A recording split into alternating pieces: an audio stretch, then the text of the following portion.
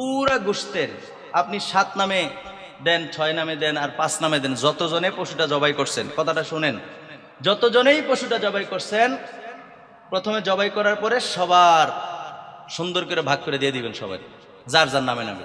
এখন আমার বাগে যেটা ছিল, নবীজি বলছেন পরিবারের সদস্য যদি বেশি হয়, পরিবারের সদস্য যদি কি হয়, বেশি হয়, তাহলে নবীজি সাল্লাল্লাহু আলাইহি সাল্লাম বললেন গোশত যদি সেই পরিমাণে কম হয়, অনেক মানুষ আছে যে কুরবানি দেওয়ার মাত্র তৌফিক হয়েছে, তেমন অর্থ নাই, মানে কুরবানি দেওয়ার মতো অর্থ আছে।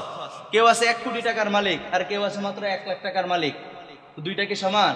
তো যে অল্প টাকার মালিক সে অবশ্যই ছোট একটা প্রাণী কিনছে কয়েকজনে মিলে কোনো মতে, ঠিক আছে? ছোট প্রাণী মানে আবার বয়সের কম না, নির্দিষ্ট বয়স আছে, কথা বুঝতে পারছি?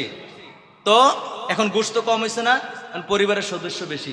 রাসূল বলছেন যদি পরিবারের সদস্য বেশি হয় তাহলে নিজেরা তৃপ্তি সহকারে, তৃপ্তির জন্য দান না করে নিজেরা খেতে পারবে, এটা বৈধ, না জায়েজের কিচ্ছু না। সুবহানাল্লাহ বলে। আমার পরিবারের সদস্য বেশি, এখন আমি একবেলা খাওয়ার পরে আরেক বেলা খাইতে গেলে দেখা গেছে শেষ, অথবা 2 বেলা খাইতে পারবো, তৃপ্তি সহকারে খাইতে পারলাম না, এরকম যদি হয় রাসূল বলছেন তাহলে তুমি এগুলো তোমার পরিবার নিয়ে খেয়ে ফেলো। এটা আমি নবীর ইসলামের বাণী, জোরে বলেন সুবহানাল্লাহ। আল্লাহর নবী দুজানের বাদশা নবী রাহমাতাল লিল আলামিন কত সুন্দর করে করে উম্মতকে বুঝায় গেছেন, উম্মতকে বলে গিয়েছেন বন্ধুরা আমার, ভাইয়েরা আমার, নবীর দেখানো পথে মতে যদি আমরা না চলি ভাইয়েরা আমার, তাহলে আপনার আমার ইবাদত আমার আল্লাহ কবুল করবেন না, ঠিক না বলে? কুরবানির গোশতের ব্যাপারে কথা বলবো না নাকি না করবো? কারণ আমার বয়ানের সময় শেষ। বলবো? বাড়ি দিয়ে কি করবেন? এই বৃষ্টি বাদলের দিন বাড়িতে শুয়ে থাকা ছাড়া আর কোনো কাজ নাই, আছে? কথা কেন আছে? দুইটা কথা শুনেই যান। দেখেন কুরবানি গোশতের ব্যাপারে আমরা জানি যে 3টা ভাগ করা। কয়টা ভাগ করা? এর ব্যাপারে আরো অনেক কথা আছে, ধারাবাহিকভাবে বলছি। কুরবানির গোশত কুরবানিদাতা নিজে খাবে, অন্যদেরকেও খাওয়াতে পারবে, এতে কোনো সমস্যা নাই। যে কুরবানি করছে যার পক্ষ থেকে সে নিজে খাবে, অন্যকেও কি করতে পারবে? খাওয়াতে পারবে, এটা মুস্তাহাব। সুবহানাল্লাহ বলেন। 2 নম্বরে ইচ্ছা অনুযায়ী আত্মীয় স্বজন ও প্রতিবেশীদেরকে দান করতে পারবে, ইচ্ছা অনুযায়ী, আনলিমিটেড। 1 টুকরাও দিতে পারবেন, কিংবা আপনি 1 টুকরা রাইখা পুরাটাই দিয়ে দিতে পারবেন। সুবহানাল্লাহ বলেন না? ইসলাম কঠিন না, আপনার আমার জবান কঠিন হয়ে গেছে। একজন একটা কাজ করতে সুন্দর মতো তুই বেশি বুঝোস, একজন আরেকজন নিজে নিজে সর্দারি করে, আছে না নাই? দেখেন কত সুন্দর ইসলাম বলছে ইচ্ছা অনুযায়ী আত্মীয় স্বজনদেরকে দিতে পারবেন, প্রতিবেশীদেরকেও দান করতে পারবেন। সুবহানাল্লাহ।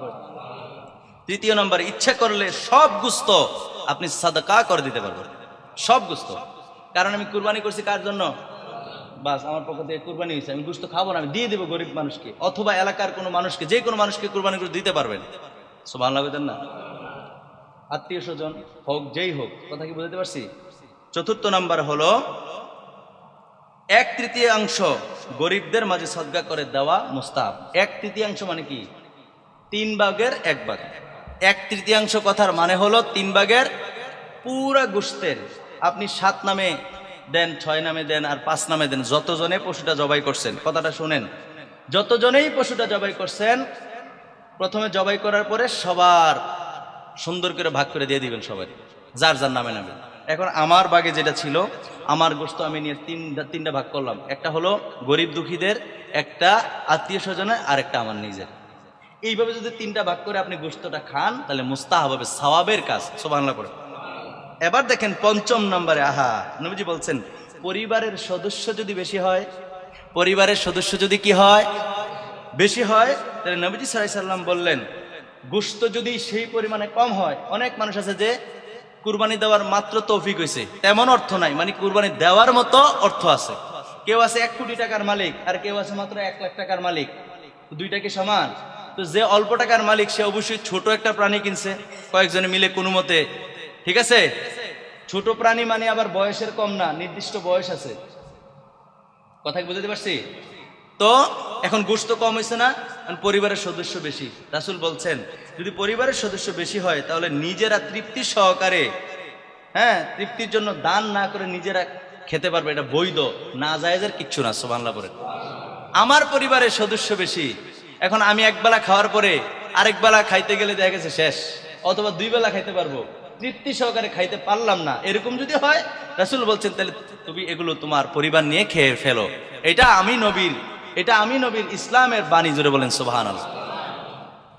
তারপরে নবী সাল্লাল্লাহু আলাইহি ওয়াসাল্লাম কি বলছেন? কুরবানির গোশত বিক্রয় করা বৈধ নয়, কুরবানির গোশত বিক্রয় করা যাবে না, বিক্রয় করলে কুরবানি হবে না। কথা বুঝতে পারছি?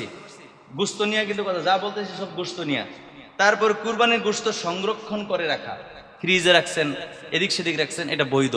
তবে এরকম যেন না হয় 1 বছরের কুরবানির গোশত, আমরা অনেক জায়গায় এরকম হয়, আগামী বছর কুরবানির সময় যে করে আগের টিকা শেষ করছা, আছে না নাই? আপনারা এই ধরনের মানুষগুলো গরিব দুঃখী তাড়াতাড়ি দিবেন, 1 বছর থাকে কেমনে? নবীজি তো বলছে যাদের পরিবারের সদস্য বেশি, একবেলা 2 বেলা বা 1 দিন 2 দিন খাইলেও শেষ হয়ে যাবে, তৃপ্তি হয় নাই। কারণ সারা বছর গোশত কিনা খাইতে পারে না, কুরবানির উসিলে তো খাইছে। আর আপনি রাখতে রাখতে রাখতে রাখতে আগামী বছর কুরবানির আগে কোনটি শেষ কর তাড়াতাড়ি। হ্যাঁ, বড় ফ্রিজ কিনে একটার মধ্যে কিছু আছে, আরেকটার মধ্যে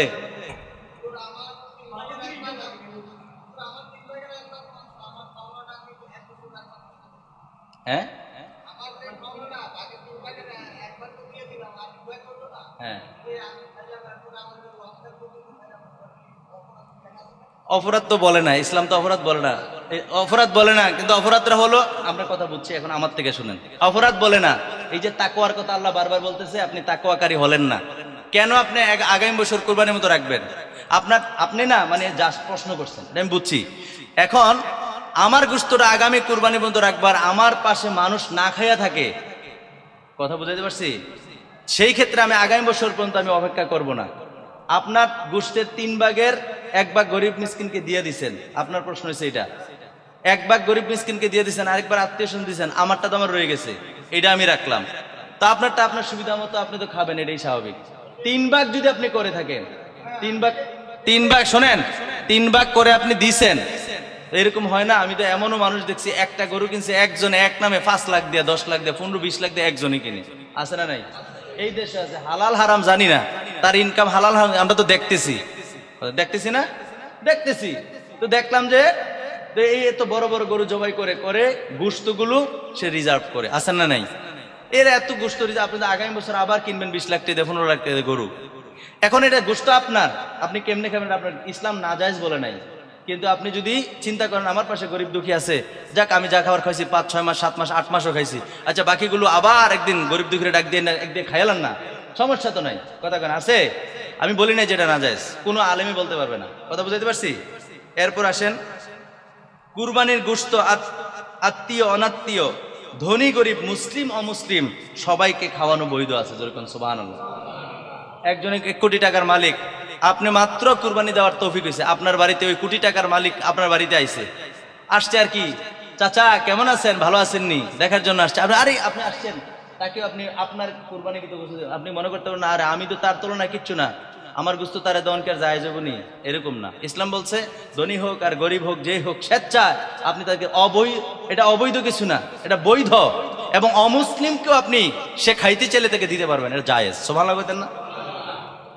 যাই হোক, আর সময় চলে যাচ্ছে, অনেক কথা আছে, সেই কথা বলে আমি শেষ করতে পারবো না।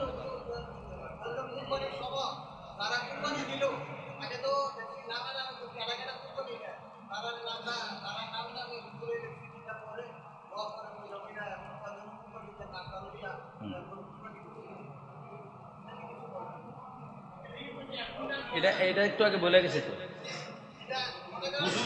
হুজুরের পড়ার কথা কইতেছে কি? হ্যাঁ, আচ্ছা, এটা তো বলে গেছে একটু আগে, বলবেন? হ্যাঁ, নাম বলবেন, কিন্তু আমি নিষেধ করছি কোনটা, যে পশু শোয়াই রেখা কয়েকজনে জাতা দিয়ে ধরে রাখছে, কষ্ট দিতে, এরকম যেন না হয়। হ্যাঁ হ্যাঁ, এটা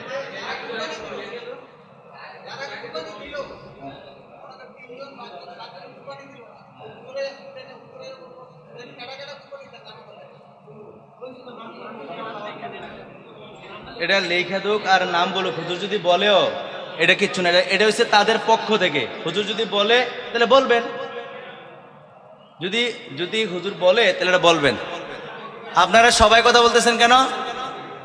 এই যে আপনারা সবাই কথা বলতেছেন কেন? এই শুনেন, আমি একটা কথা বলতেছি, এটা কি আপনাদের জানার দরকার নাই?